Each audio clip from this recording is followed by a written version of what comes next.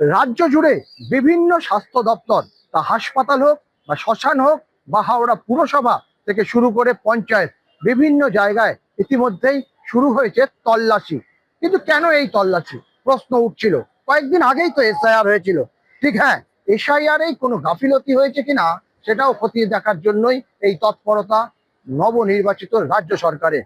তৎকালীন পূর্ববর্তী যে সরকার, সেই সময়কার বিরোধী দলনেতা তথা এখনকার বর্তমান মুখ্যমন্ত্রী শুভেন্দু অধিকারী, তিনি কিন্তু বলেছিলেন যে প্রথমে খুঁজে বার করা হবে, তারপরে সেটিকে ডিলিটেশন হবে এবং তারপর বাংলাদেশে পাঠানো হবে। কাদের জন্য?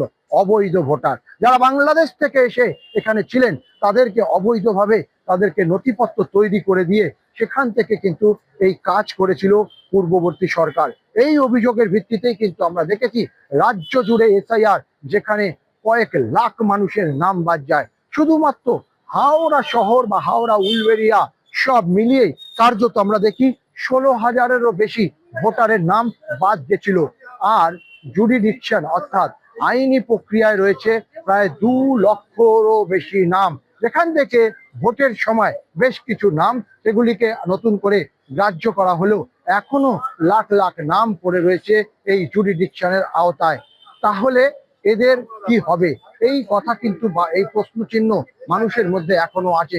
আর সেই যে কাজকর্মগুলি করা হয়েছিল এসআইআর এর সময়, সেটা কতটা সঠিক ছিল তা খতিয়ে দেখতেই মূলত এইভাবেই তল্লাশি চালানো হচ্ছে।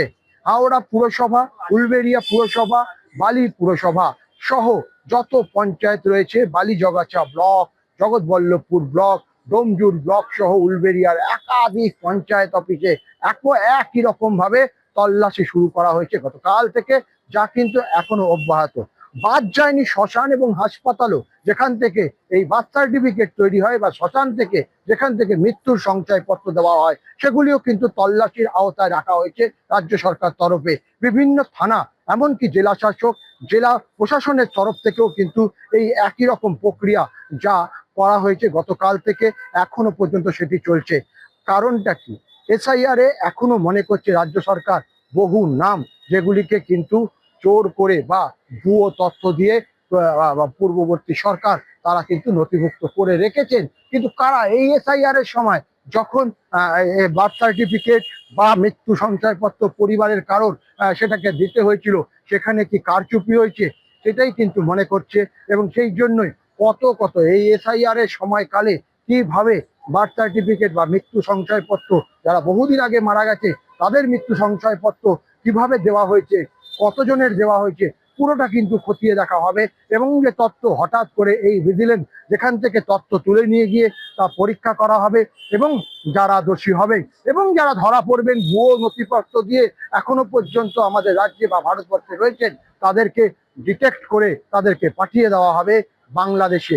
অন্যদিকে যারা সাহায্য করলো, পুরসভা হোক, পঞ্চায়েত হোক, বিভিন্ন দপ্তরে যারা এই ভুল কাজে বা এই খারাপ কাজে বা বলা যেতে পারে ভুয়ো তথ্য তৈরি করতে সাহায্য করেছিল, তাদেরকেও কিন্তু রেয়াত করা হবে না।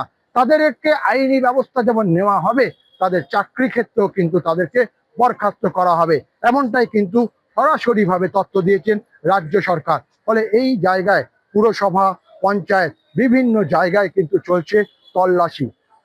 তাহলে আবার করে নতুন করে এসআইআর, সেটা কিন্তু মানুষের মধ্যে একটা চিন্তার বাতাবরণ তৈরি হলেও বা সরকার মনে করছে যে এসআইআর হয়েছে, যে নাম এখনো বাকি রয়েছে জুরিডিকশনে, যারা বহু বৈধ ভোটার তারা যেরকম করে বাদ গেছে বা বাদ থাকতে পারে, এমনকি এখনো অনেক অবৈধ ভোটার যারা কিন্তু এই এসআইআর এ ভুল তথ্য দিয়ে বা নতুন করে তৈরি করা তথ্যের ভিত্তিতে তারা কিন্তু সেই নাম রয়েছে। সরকার চায় কোনো বৈধ ভোটারের নাম যেমন বাদ যাবে না, আরো চায় যে আর একটা অবৈধ ভোটারও যেন এই লিস্টে নাম না থাকে। আর সেই কারণেই এই তথ্য তুলে ধরা নিয়ে বা রিপোর্ট নেওয়া হচ্ছে রাজ্যের বিভিন্ন প্রান্ত থেকে। পুরসভার তরফ থেকে বা পঞ্চায়েতের তরফ থেকে এই এসআইআর এর সময় কত নথিপত্র তৈরি করা হয়েছে, এই রিপোর্ট অর্থাৎ ডিজিটালাইজেশন যে করা হতো পুরসভাগুলি থেকে, বার্থ সার্টিফিকেট হোক বা মৃত্যু সংশয়পত্র হোক, সেইগুলিকে কিন্তু খতিয়ে দেখা হচ্ছে।